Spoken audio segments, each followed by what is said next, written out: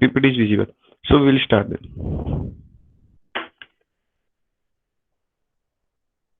In the last class,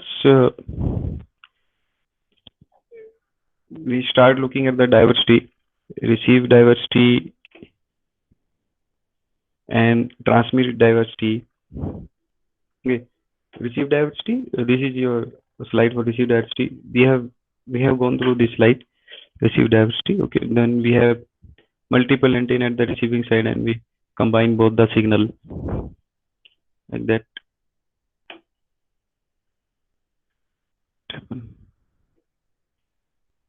Okay, and there are two selection methods for receive diversity.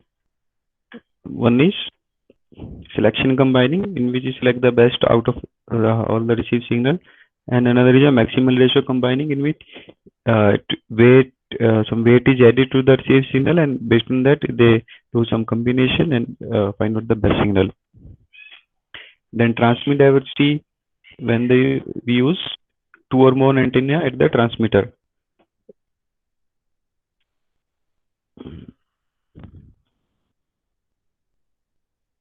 Okay, and there are two type of transmit diversity: closed loop and open loop. In closed loop, there is a feedback between transmitter and receiver. There is a feedback between transmitter and receiver. This feedback is known as PMI. This feedback is known as PMI, pre-coding matrix indicator, PMI. Okay, and then open loop transmit diversity, in which they send signals. They send the signals in a combination. In such a combination that it is easy to find out the signal by rejecting the noise. And then we started spatial multiplexing. What is spatial multiplexing? It has been shown by this figure, and in more detail in this figure, where we have two receiving antenna, two transmitting antennas. Okay, if the transmitter and receiver both have multiple antennas, then we can set up multiple parallel data stream between them, so as to increase the data rate. Okay, this is your spatial multiplexing. Okay, then we see how to represent a spatial multiplexing. So this is the general equation we write: y is equal to hx plus n, where y is the signal received by the receiver, and h is the attenuation or phase shift because of the channel. X is the transmitted symbol. N is the all kind of noise and interference. Okay, so this is how spatial multiplexing has been presented.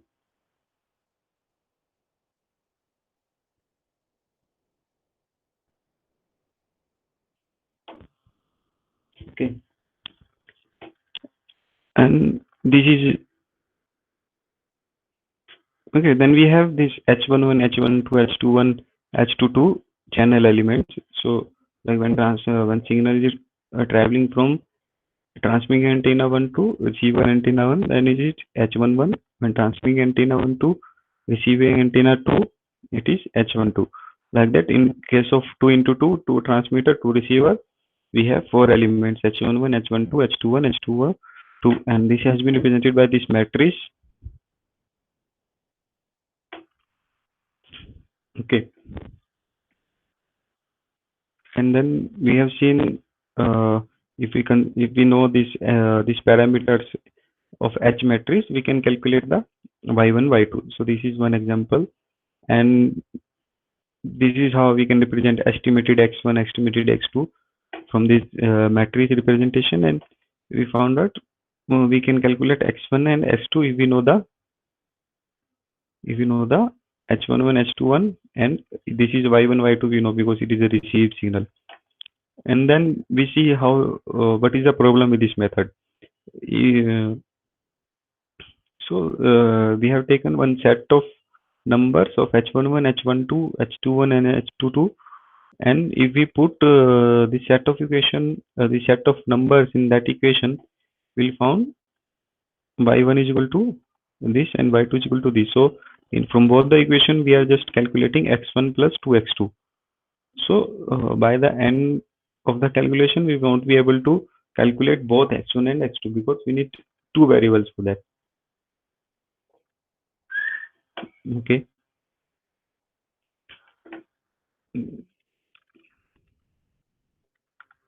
So in the last class, I think we covered open loop, right? I think we covered open loop. Okay. And this is the another problem with this method. For example, for this combination, for example, for this combination, what will happen if we put this value of h11 h22, the h11 into h22 minus h21 into h12 become 0. So if we put this value here, it will become divided by 0, okay, which is not right. So this is a problem. Okay. So the solution was given by open loop spatial multiplexing. In this, they transmit a rank indication. Rank is the here the rank is the rank of the H matrix. Rank of this H matrix. Okay, so they transmit rank of the H matrix to the transmitter.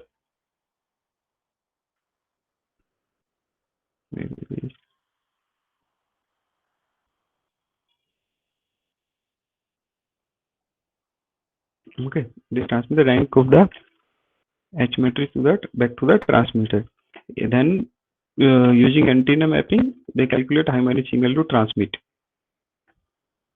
If rank is 1, then both x1 and x2 will be equal to s1 and s2. Both they will transmit only one signal, only one symbol, s1, from both the antennas. So using this assumption, y1, y2 can be calculated by putting the same values of h11, h12, h21 and h22, which was giving divided by 0 value. So if we use rank 1, what will happen? So now we are able to calculate s1. Okay. So if this situation arise when the calculation is giving divide by 0 number, then it will give a rank indication 1 to the transmitter. Then transmitter will send only one signal, and by using the same equation, same parameter, now we can calculate the S1. Okay.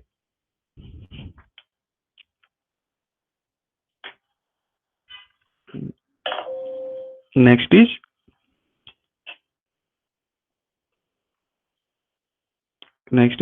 closed loop spatial multiplexing. Okay.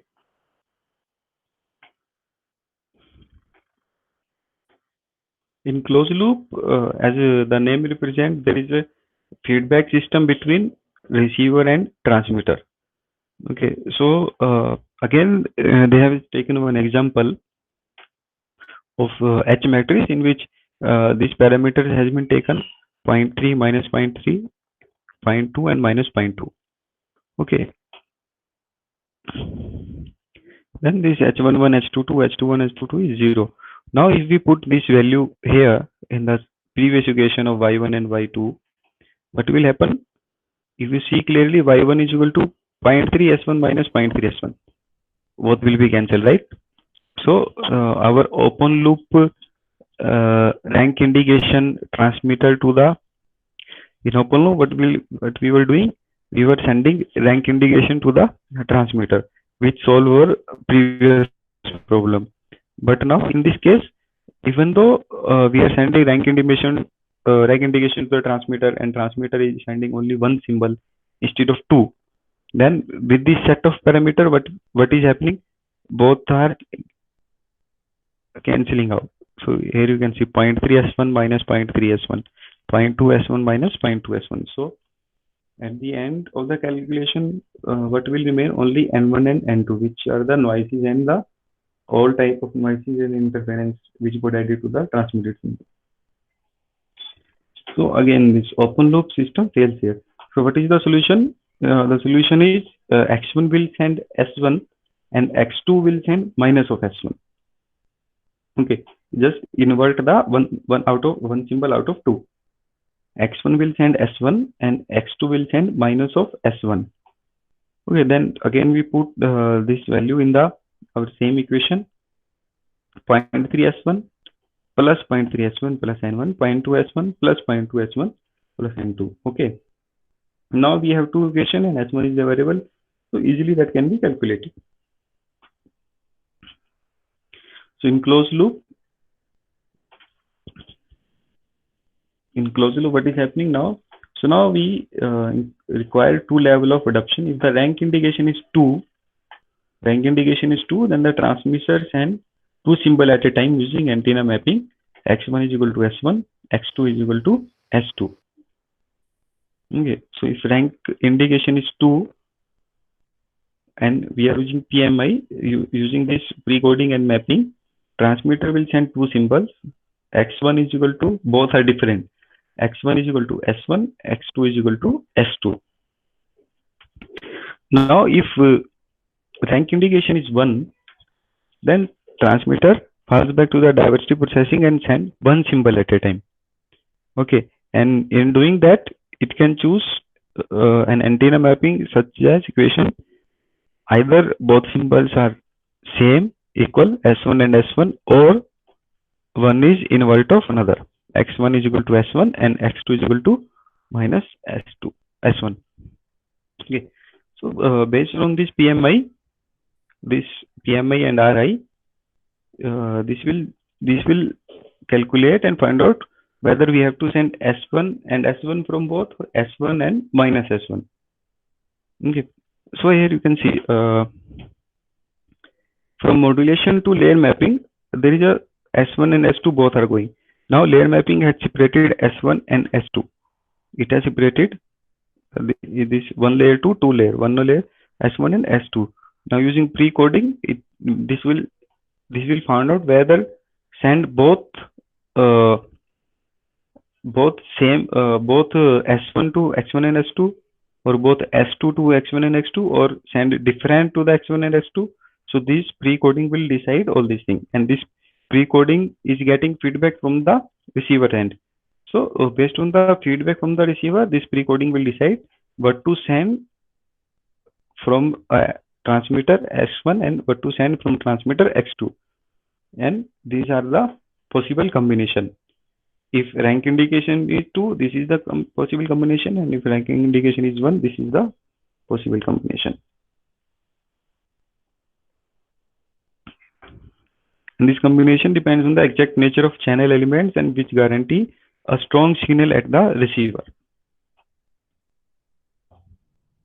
Okay, the receiver measures the channel element as before and uses them feedback to content, namely the rank indication and pre-coding matrix.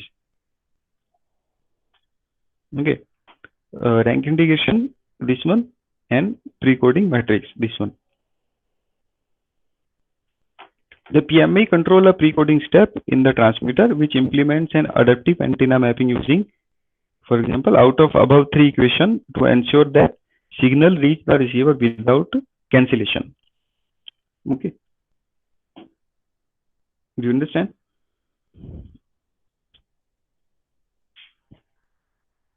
Okay, just a second.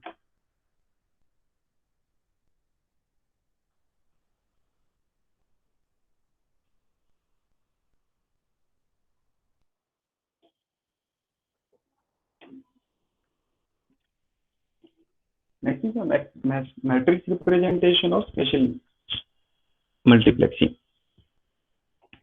Yeah, this is our general equation. Y is equal to hx plus n. Now we have represented this equation in a matrix form. This y, h, x, and n, all these are matrix, and here it is a multiplication. Now the same thing, we know what is x.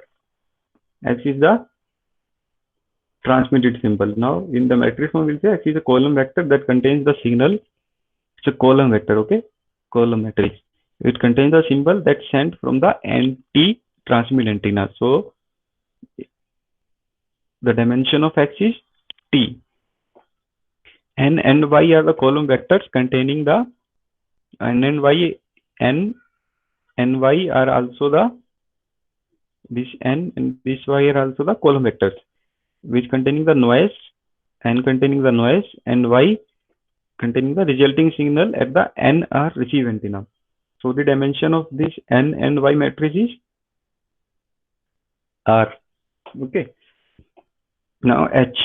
H is the channel matrix which has n R rows and NT columns.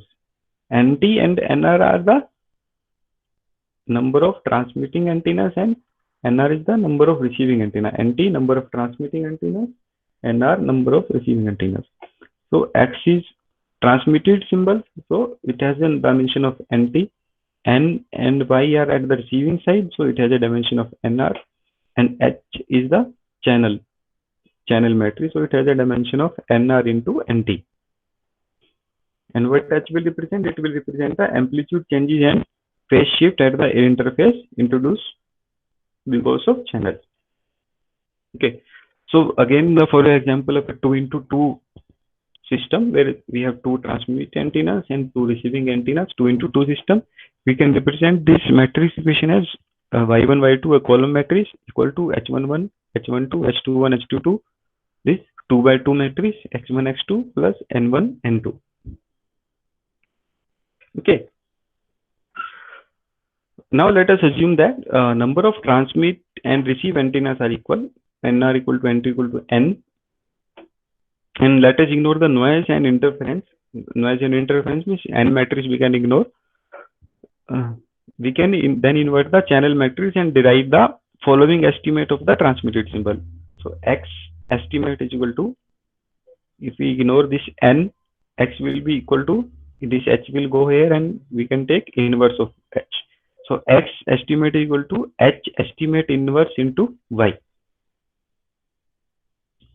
Okay, if we ignore the n, noise and interference, where h estimate inverse is the receiver's estimate of the inverse of channel matrix, and y x estimate, x cap, this is the estimate of the transmitted signal. This is a zero forcing detector. Zero forcing detector that we did in previous slide, zero forcing detector. And we have seen the problem with the zero forcing detector. This detector runs into problems if the noise and interference are too great, but the circumstances, the second method is minimum mean square error, MMSE. MMSE detector gives a more accurate answer. Okay, next two slides explain MMSE, minimum mean square error.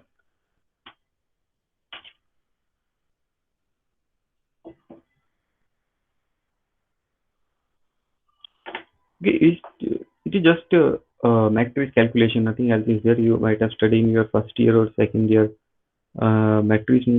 You might have studied in mathematics, eigenvalues, eigenvectors. So it is just the same thing. Now, if the channel is well behaved, then we can measure the signal that arrives at the n receive antennas and use a suitable detector to estimate the symbols that were transmitted. As a result, we can increase the data rate by a factor of n.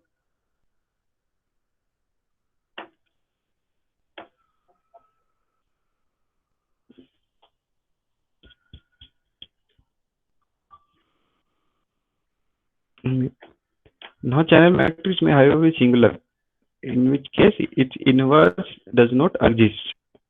Okay, so channel matrix can be like that, inverse does not exist. Then what will happen here? So what will happen here? We cannot calculate the inverse, right?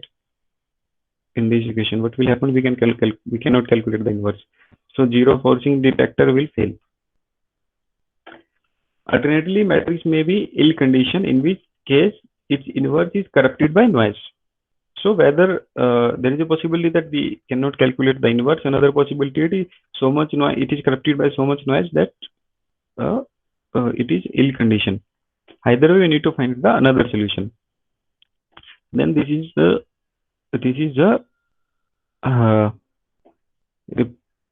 another solution in which we write H matrix as P inverse into capital lambda into P, where P is the matrix formed from the eigenvectors of H. P is the matrix formed from the eigenvectors of H, and capital lambda is the diagonal matrix whose elements are the eigenvalues of H. Okay, P from eigenvectors, lambda from eigenvalues. For example, in a two antenna system, this lambda matrix is equal to lambda 1 0 0 lambda 2. It's a diagonal matrix. Okay, where lambda 1 and lambda 2 are the eigenvalues. Now let us transmit the symbols in a manner shown in this figure.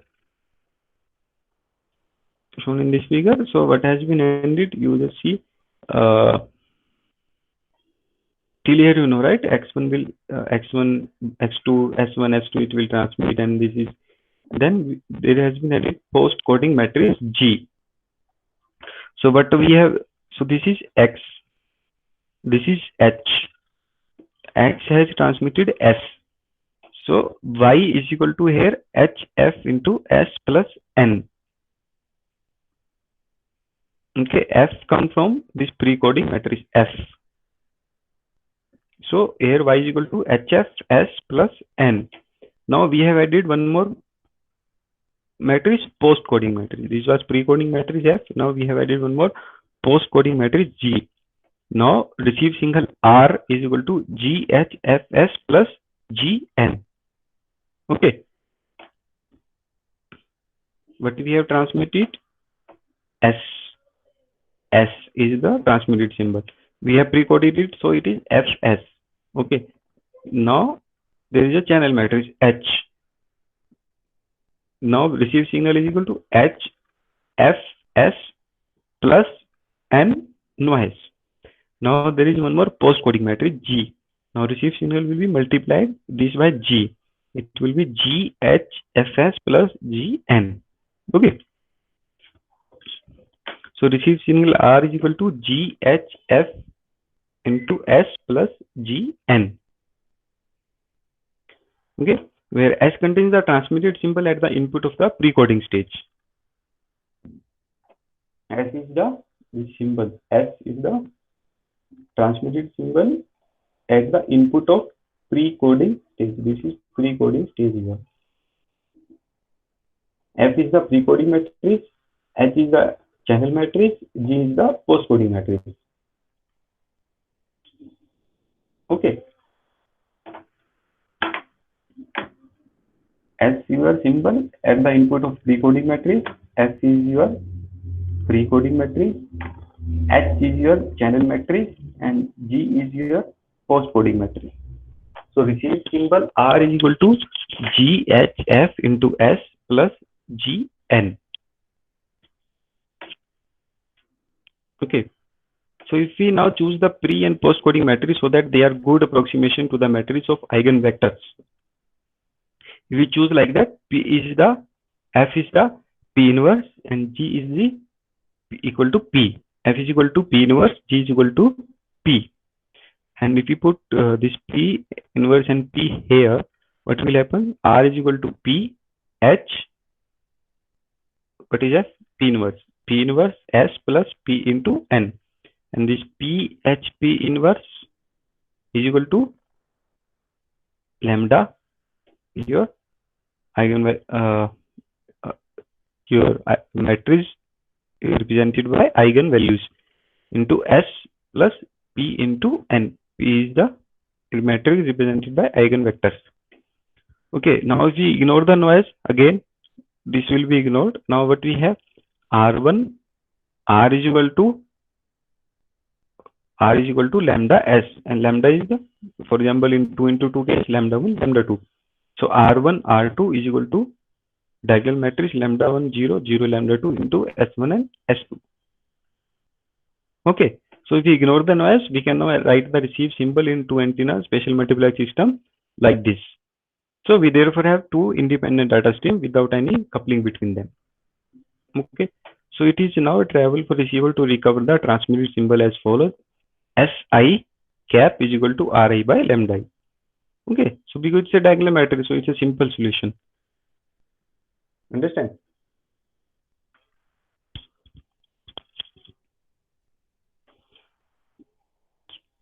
Do you understand everything till here? Now it's a simple solution. S equal to R by lambda. So by a suitable choice of pre and post coding matrix F and G, we can greatly simplify the design of the receiver. And if the channel matrix H is singular, then sum of its eigenvalues lambda I are 0.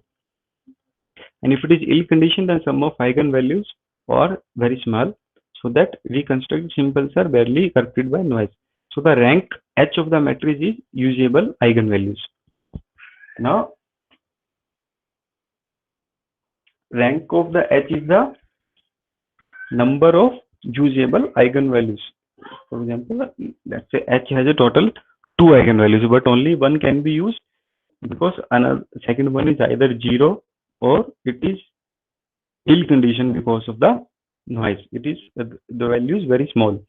So the rank will become 1. Rank will become 1, and using the closed loop spatial multiplexing, it will send 1 to the rank indication, 1 to the transmitter. Receiver will send rank indication 1 to the transmitter. So the equation will become like this. Okay. The receiver estimates the channel matrix and feedback the rank indication along with the pre-coding matrix F. Okay, so it will feedback the rank indication along with the pre-coding matrix F. Pre-coding matrix PMI, which has been represented here by F. If the rank indication is 2, then transmitter send two symbol S1 and S2, and the receiver reconstruct then from equation of this previous slide. This equation very easily. If the rank indication is 1, then transmitter just send one symbol S1 and doesn't bother whether S2 at all. The receiver can then reconstruct the transmit symbol from the above equation. This one. Okay. So do you understand spatial multiplexing? So we'll just go through. So this is your spatial multiplexing. We send two, for example, it's a 2 by 2 symbol, and the main purpose is to increase the data rate by neglecting all kind of noise. Then we have open loop spatial multiplexing, which has some problem when channel matrix is ill conditioned. It will become, the denominator will become 0. This denominator will become 0, and we won't be able to calculate x1 and x2. And then solution is it will send same symbol from the both sides. This is your open loop. In closed loop, again, even though they send same symbol from the both antenna, again there can be a problem. So this is the solution. It will inverse the one symbol. This is your closed loop using rank indication and pre-coding matrix PMI. Now we have represented this in the matrix form, where S is the symbol, transmitting symbol, pre-coding matrix is F, H is the channel matrix, G is the post-coding matrix. And if we use F and G very carefully, which are depends on the eigenvectors of the H matrix. Eigenvectors of the H matrix, we can calculate. So we can calculate transmitted symbol very easily. And how we choose F and G? Using this PMI estimation. Okay, so this was your spatial multiplexing. Now we'll see what are the implementation issues with the spatial multiplexing. Spatial multiplexing is implemented in the downlink LTE release 8 using a maximum of 4 transmit antennas on the base station and 4 receive antennas on the mobile. But there are some implementation issues. The antenna at the base station and the mobile should be reasonably far apart. They should be apart, ideally a few wavelengths of the carrier frequency, or should handle different polarization. If the antennas are too close together, then channel elements Hij will be very similar. And this can easily take us into the situation where spatial multiplexing was unusable and we had to fall back to the diversity processing. Okay. One is the antenna should not be too close. They should be apart. Second, a similar situation can be easily arise in case of line of sight transmission and reception. This leads to us to unexpected conclusion. Spatial multiplexing actually works best in the condition with no direct line of sight and significant multipath, because in this condition the channel elements Hij are uncorrelated to each other. If line of sight condition is there, when often we fall back to diversity processing. If line of sight means no fading between transmit and receive. If line of sight is there, what will happen? The elements of Hij are uncorrelated to each other. As in case of closed loop transmit diversity, PMI depends on the, PMI we are using for feedback, right? PMI depends on the carrier frequency and position of the mobile. And for fast moving mobile, delay in the feedback loop can make the PMI unreliable. Delay in the PMI can make the PMI unreliable by the time the transmitter come to use it. So open loop spatial multiplexing is often preferred. So what will happen? This is our receiver. It has to calculate PMI. Then it will send back to the transmitter, and then transmitter will use this PMI and send the symbol. So if it is a fast moving mobile, what will happen? By the time this processing will be done, the mobile will change its location, it changes position. So the PMI which was calculated by receiver now won't be able to calculate the receive symbol, because as it change the position, its frequency will change, and because PMI is dependent on frequency, it has the PMI will change, but the transmitter will send the old PMI because there is a delay in processing. Okay, this PMI will not be able to use. So that is a problem if it is a fast moving mobile. Okay, so this was your spatial multiplexing. Next is interference cancellation, suppression, and signal enhancement, also known as beam forming.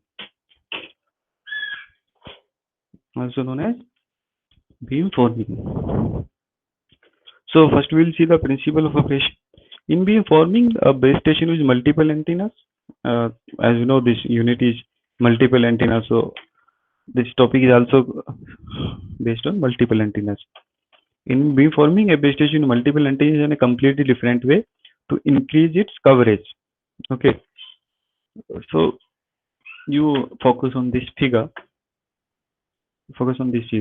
So it has on the 4 transmit antennas and 2 user equipment, UE1 and UE2. So what is happening here? Mobile 1 is a long way from the base station on a line of sight that is at right angle to the antenna array. The signal from each antenna reach mobile 1 in phase, so they interfere constructively, and the received signal power is high.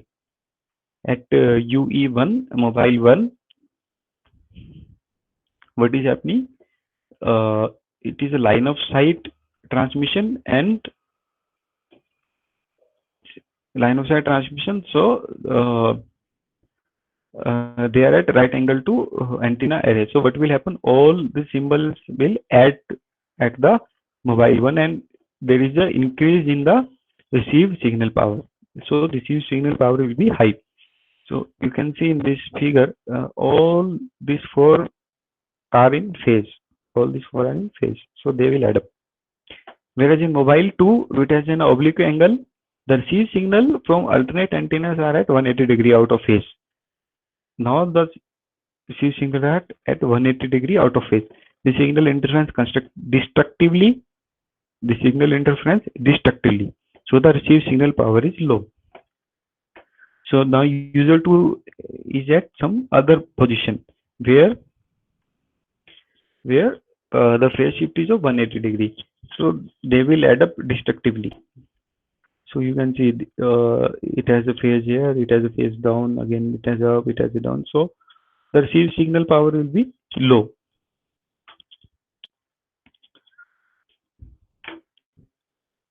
Now how beamforming will work?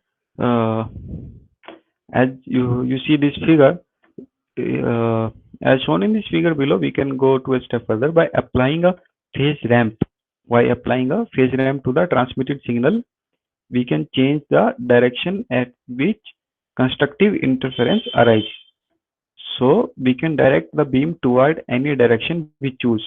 More generally, we can adjust the amplitude and phase of the transmitted signal by applying a suitable set of antenna weight. You see this figure? So they have introduced this. You see this in previous figure, it was not there. Okay. So now they have introduced these antenna weights. So what they will do? They will give a specific phase shift so that the received signal at the user 2 also will be in phase so that they will add up constructively.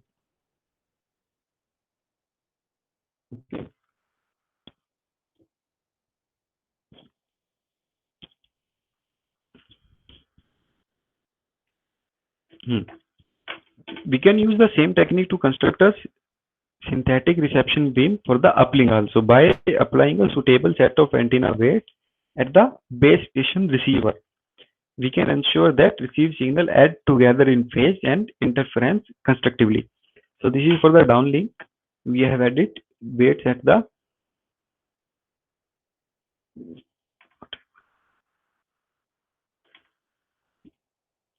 so this is for the downlink. We have added weight at the base station transmitter. Similarly, for the uplink, what we'll do, we'll add the weight, this antenna weight at the base station receiver. By applying suitable set of antenna weights at the base station receiver, we can ensure that received signal add together in phase and interference constructively. Okay. As a result, we can increase the range in the uplink as well. Now, beamforming works best if the antennas are close together with a separation comparable with the wavelength of the radio waves. This ensures that signals sent or received by those antennas are highly correlated. Okay. There is a different situation from diversity processing or spatial multiplexing, which work best if the antennas are far apart. Okay. With uncorrelated signal, a base station is therefore likely to use two sets of antennas, a closely spaced set of beamforming and a widely spaced set for diversity and spatial multiplexing. Do you understand this statement? I will repeat one more time. Beamforming is different situation from diversity processing and spatial multiplexing, which works best if the antennas are far apart with uncorrelated signals. A base station is therefore likely to use two sets of antennas, one a closely spaced set for beamforming and another a widely spaced set for diversity and spatial multiplexing. Okay. Next is beam steering. Now, how to calculate these antenna weights and steer the beam? How is it done? It steer the beam means like we have a steering in the car, so we can give a direction to the car. So similarly, in beam steering, uh, meaning is we are giving a direction to the beam, a constructive direction to the beam. So how we will do? For the reception beam on the uplink, there are two main techniques. Using the reference signal technique, the base station adjusts the antenna weights so as to reconstruct the mobile's reference symbol with the correct signal phase and greatest possible signal to interference plus noise ratio. Okay, one is using reference signal technique. Reference signal technique means mobile phone in uplink. We are talking about uplink. So mobile phone will send reference signal to the base station. Reference signal to the and base station. And base station will adjust the antenna weight accordingly Now base station has multiple antenna. Each antenna has antenna weights. So it will adjust those antenna weights accordingly, so that it will adjust means it will give the phase shift to the receive symbol accordingly, so that it will receive the highest possible signal to interference plus noise ratio. Okay. Second is direction of arrival technique. Direction of arrival technique, in which base station measure the signals that are received by each antenna and estimates the direction of target mobile. From this quantity, it can estimate the antenna weights that are needed for satisfactory reception. Okay. So in second method, it will try to find out the direction of the mobile, from which direction it is receiving the signals, and based on that, it will change the antenna weights, add up change in the phase shift based on the antenna weights, and try to find out the satisfactory reception. Okay. And in the downlink, for the transmission beams, on the downlink, the answer depend on the base station mode of operation. In TDD mode, TDD means time division. Okay. In TDD mode, the uplink and downlink use the same carrier frequency, so the base station can use the same antenna weights on the downlink that is calculated for the uplink. Understand? In TDD mode, uplink and downlink use the same carrier frequency, so the base station can use the same antenna weights on the downlink that is calculated for the uplink. Okay, it has already calculated antenna weights for the uplink based on the reference symbol from the mobile. So same weights it will use for the downlink as well. In FDD mode, the carrier frequencies are different, so the downlink antenna weights are different and are harder to estimate. Okay. For this reason, beamforming is more common in the system that are using TDD rather than FDD. So this was your beam steering. Next is dual layer beamforming. Dual layer beamforming. Dual layer beamforming takes the idea to a step further. In this technique, the base station sends two different data streams into its antenna array instead of just one. Okay, base station will send two different data streams into its antenna array instead of just one. It then processes the data using two different sets of antenna weights and adds the result together before the transmission.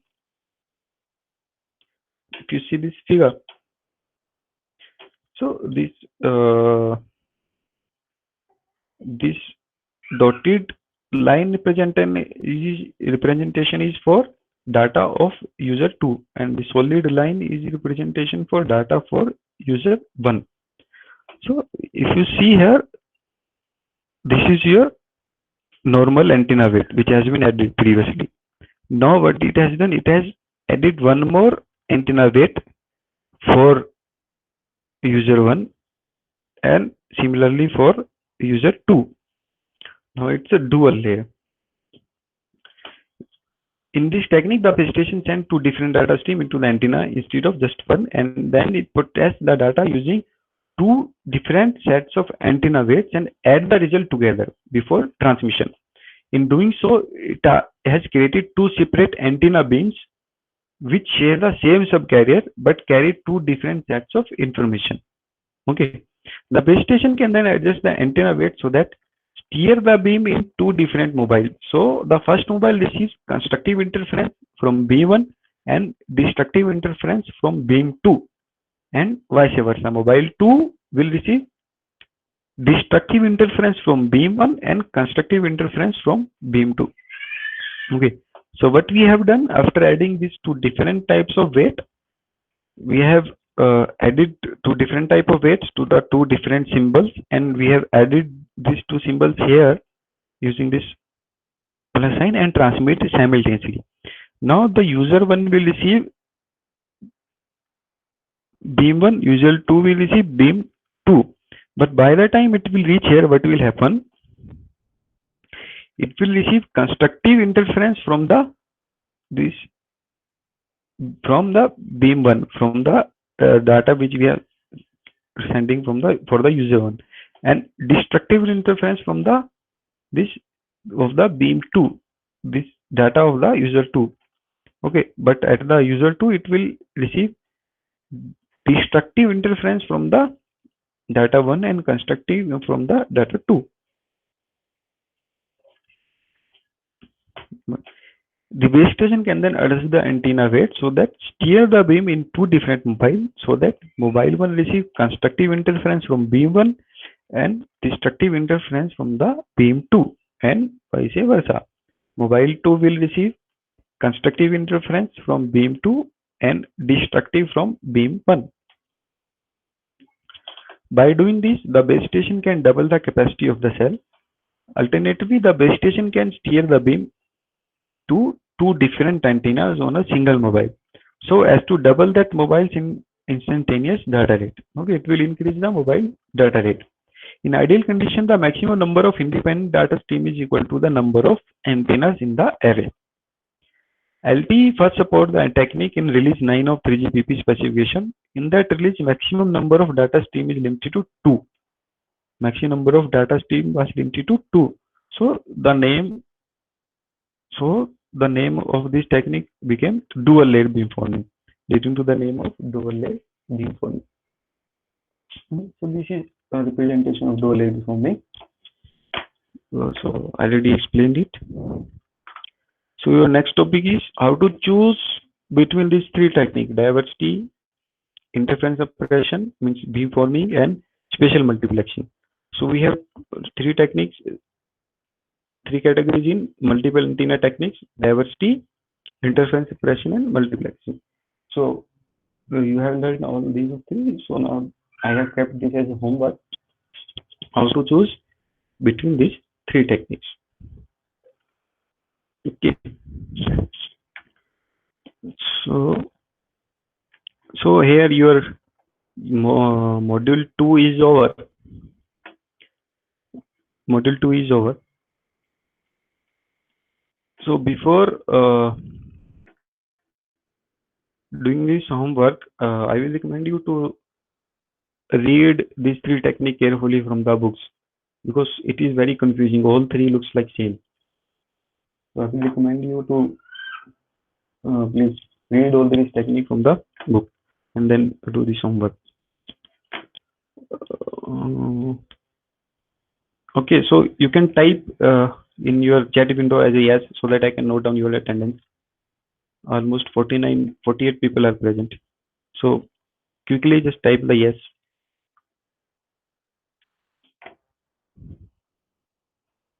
After typing yes, you can leave the class.